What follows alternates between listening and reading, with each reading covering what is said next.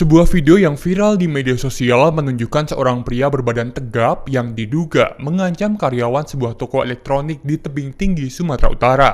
Berdasarkan informasi yang ada, awalnya seorang wanita berbaju dinas bersama anaknya hendak membeli lampu Natal. Namun tiba-tiba datang pria berambut cepak berkaos hitam, tiba dan menanyakan KTP karyawan toko.